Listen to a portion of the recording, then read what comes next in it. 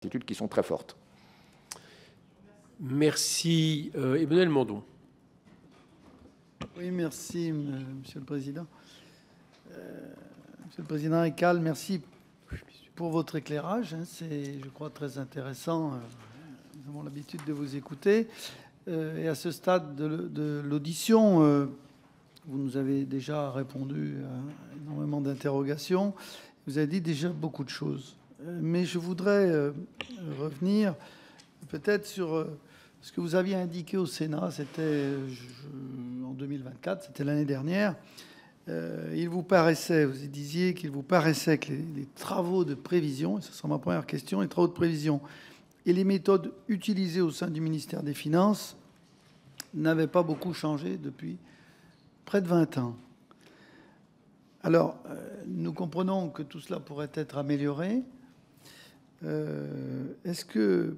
Comment vous pourriez synthétiser votre argumentaire, de dire sur quels arguments vous fondez cette intuition, cette conviction, et quelles améliorations vous paraissent-elles possibles? Techniquement, les méthodes de prévision, par exemple, des recettes fiscales, sont sur le fond les mêmes que celles qu'on utilisait il y a 30 ans. Exemple, l'impôt sur les sociétés.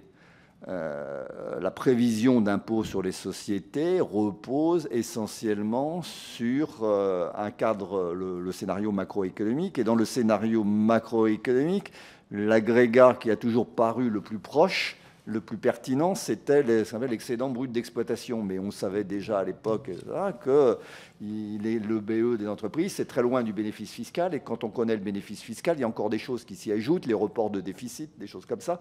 Et donc déjà à l'époque, on se posait des questions. On savait bien que donc on cherchait s'il n'y avait pas des agrégats plus pertinents. Et puis ensuite, on se disait aussi que, bon, au moins au milieu de l'année, comme déjà à l'époque on avait un quatrième acompte d'impôt sur les sociétés qui nous posait des problèmes en décembre, on s'était déjà dit à l'époque, on pourrait peut-être essayer d'utiliser l'information que les entreprises sont obligées de donner publiquement sur leurs comptes trimestriels, etc.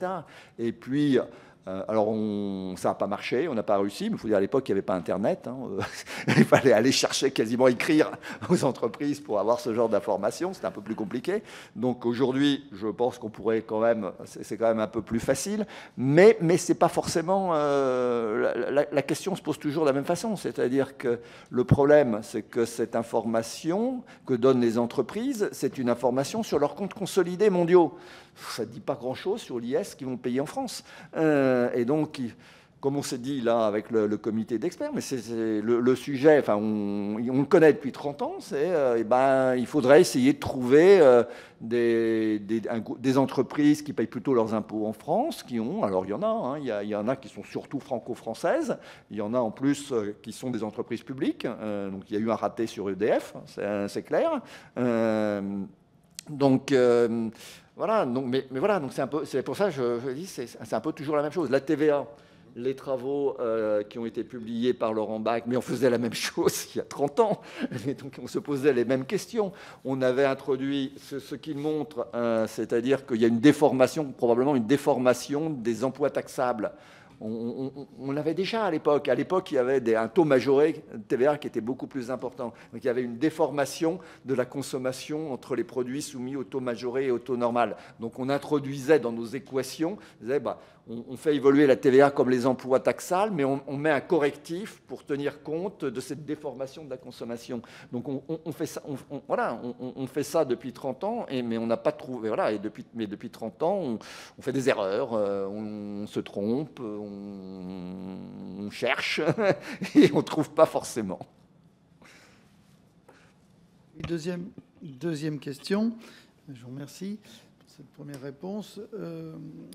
Vous posez en réalité et souvent la même question que devrait se poser, ou se pose tout gouvernement par rapport à l'utilisation, enfin le fait d'avoir à disposition des moyens convenables pour recueillir des données économiques nécessaires, indispensables pour répondre à la question de l'utilité ou de la pertinence des dépenses de services et de prestations. Mais est-ce que, selon vous, le ministère de l'Économie et des Finances dispose de moyens convenables, des moyens convenables, pour recueillir les données économiques nécessaires permettant de répondre à cette question fondamentale? Il a beaucoup d'informations, mais ça ne suffit pas. L'exemple, voilà, l'exemple de l'impôt sur les sociétés, il y a beaucoup d'informations qu'il n'a pas. Maintenant, typiquement, par exemple, dans le cas de l'impôt sur les sociétés, on s'est posé la question là, avec le comité d'experts, est-ce qu'il ne faudrait pas obliger des entreprises au cours de l'été, au moment où on prépare le projet de loi de finances, à donner des informations sur ce qu'elles pensent être leur bénéfice fiscal pour l'année en cours.